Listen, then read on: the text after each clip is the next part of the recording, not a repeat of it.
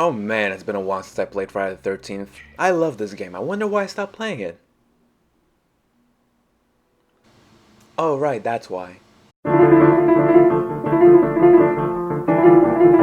Now, I love the Friday the 13th movies. My favorite is Jason Lives. What's yours? And I remember in 2017 first seeing the trailer for a survival horror multiplayer Friday the 13th game where Kane Hodder did the motion capture for Jason and thinking, yeah, I'm getting it as soon as it's out. The game was instant fan service featuring the Jason models, counselors, maps, and kills from the movies. The giant Friday fan that I am was thrilled. 2017 was also the year I had surgery to fix my lack of a functioning spine, and I spent a lot of time at home recuperating and playing this game. But here I sit in 2020 trying to play this game, but finding an online game is near impossible. It's either empty lobbies, or when I do find a game, there's always an error kicking me out. Well, what does offline play have to offer? We have the offline bots where you play as Jason and murder computer counselors, but that's no fun because even on the hardest difficulties, these bots are brain dead. There are these challenges where as Jason you kill counselors in classic horror movie scenarios, but it's not fun waiting for them to get into position. Plus these animations are terrible and you can't skip them. I tried every button, it just won't work. And then there's the virtual cabin, which on the outside is a trivia credit level, but on the inside is actually a puzzle game with cinematics. It's actually fun and creepy. It ends with a teaser for Uber Jason that never ended up getting released, mostly due to lawsuits. Oh look, I actually managed to get a game without it crashing on me. But take my word that with one game I was reminded of all the reasons why I stopped playing.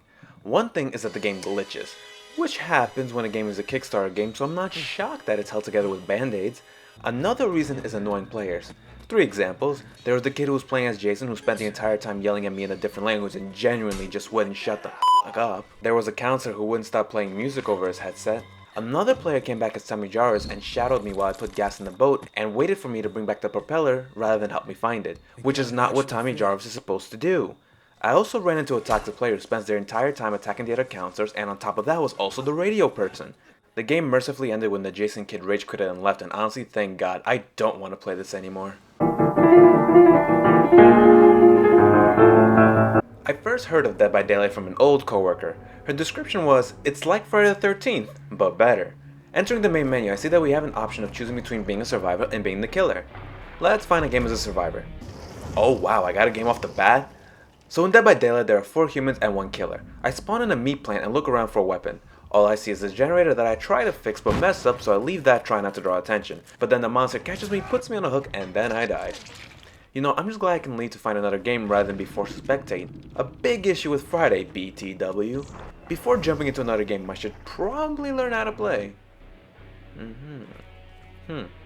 Oh, okay, I understand what I'm supposed to do.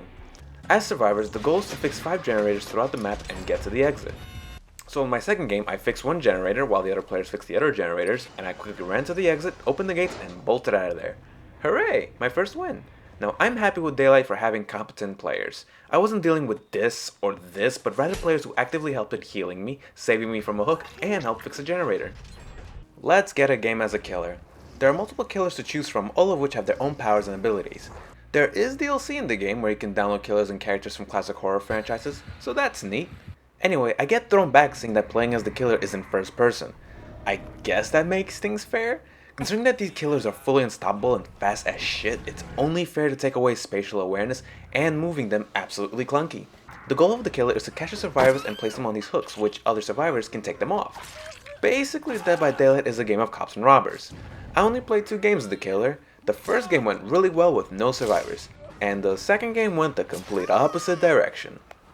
What are my thoughts on Dead by Daylight? It's hard, but fun. I only really play as a survivor, but I do have complaints. One is that there is no way to defend ourselves. In Friday, a weapon made a difference. I also hate how long it takes to fix these generators. Actually, doing anything takes up time. But props to Daylight for sticking to the horror element. It is very stressful and scary being hunted by the killer. Now Friday had that, but it ruined it with these fucking emotes. One time I was playing as Jason and chasing a counselor and they started dancing in front of me. Being chased by Jason is truly terrifying, and nothing shatters that horror aura more than when someone starts gyrating. Also, props to Daylight too that I can actually get a game when Friday leaves me dry, and when I do get lucky with a game, I'm left angry by the end of it. Anyway, I was wondering why this 5 is the logo for Dead by Daylight. I initially dismissed that it was probably the 5th season of this game or something because games are obsessed with that these days. But in a loading screen, it hit. 4 survivors, 1 killer. Oh, that's good.